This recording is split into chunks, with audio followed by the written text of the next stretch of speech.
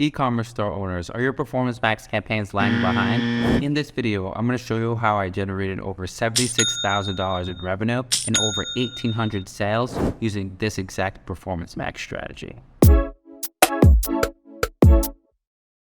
All right, as you can see here, from the date ranges of September 23rd to the February 3rd, we had 17K increase in revenue, the 76K overall, 1.8K purchases, maintaining our target goal and increasing revenue overall on the account. And then you can see that as a percentage breakdown here, the 30% increase in revenue, 20% increase in conversions, and about a 40% increase in spend overall. So when I initially took on this account, problem number one was its Performance Max campaign wasn't set up correctly.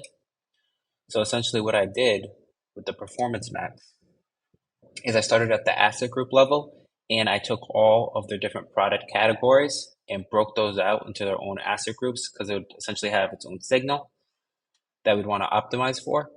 So I took one of their best sellers, did a custom keyword signal, as well as segmenting at the demographic level to essentially make sure that Google had the quickest path to optimizing and learning for each one of these. So I started off with some of the best sellers here using custom segments. And I did that for a few of the campaigns. And then you can see here for the remarketing signal, it currently has images, but it started off with no assets, no images. And essentially I just set it up as a cookied remarketing audience. I could have also did a customer list, but in this case, I just did a cookied remarketing list because of the niche. And this started spending the most and performing the best initially. And as it scaled up, I essentially added images and videos to make sure that I could perform even better. As you can see, the excellent score here, and essentially scale the account overall. Another one of the scaling types of asset groups that I added was a in-market broad signal. So essentially, kind of like what I've mentioned on other videos in the past, is in-market and affinity signals are really good to use once you're trying to scale past a certain amount because the keywords is only so much search volume and how much Google will really expand out and even remarketing. So you want to introduce your other products to in-market signals or affinity signals that are directly related to your audience, or these could be data you see in the Insights tab here that you could pull up. So if you see Google recommending certain indexes of users, whether it's regardless of what it is, you could test it and see if that opens you up to new audiences that want your product. But make sure you know you're talking to a cold audience that's not necessarily searching right at that moment. Next, looking at budget here, so you can see the budget we're at right now. Essentially every couple weeks, as we're maintaining our ROAS and basically increasing revenue, I will, from adding assets, different audience signals as such, I would increase the budget 20% every 1 to 2 weeks and watch how it performs. And if it's stable, then I would continue to increase it until we're at that certain level, which is known as vertically scaling. And once you can't vertically scale, that's when you add more images and videos to the audience signals there. Okay. Next, for the goal CPA here, the first initial goal that we had here, it was just a maximized conversion value.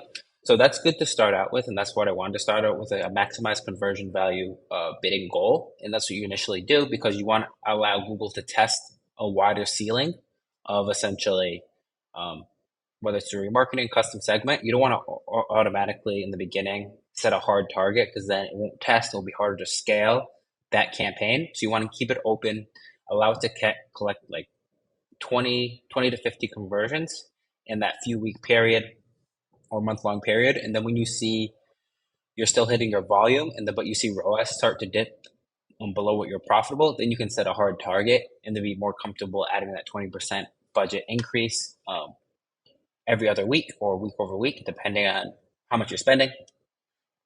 So that's the goal that I set. So that was about a month in. Okay, that's the Performance Max campaign. And then on the supplementary campaign side, you can see we had a few that were running that really helped the account kind of take off. So we kept the standard shopping campaign just for some of the best sellers and for visibility that we wanted. here. So just like a regular standard shopping campaign. A branded search also helps. Branded search can often outrank Performance Max for your branded terms, and search in general can beat out a lot of Performance Max in terms of the auction because of the ad quality. So it's always good to have a catch-all, especially for your best keywords, and definitely branded. And then we also had a non-brand for some of our key terms, which isn't as profitable, but we really wanted to show up for these anyways, and it kind of gets the account jump started.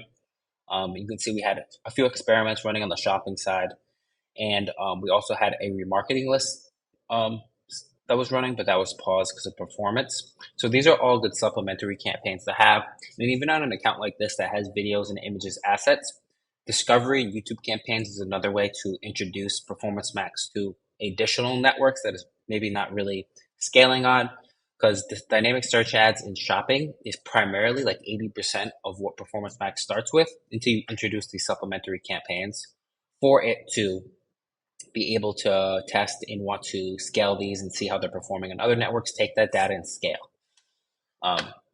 So yeah, that's the biggest benefit that this account had, and it can definitely has room to continue to scale for the future.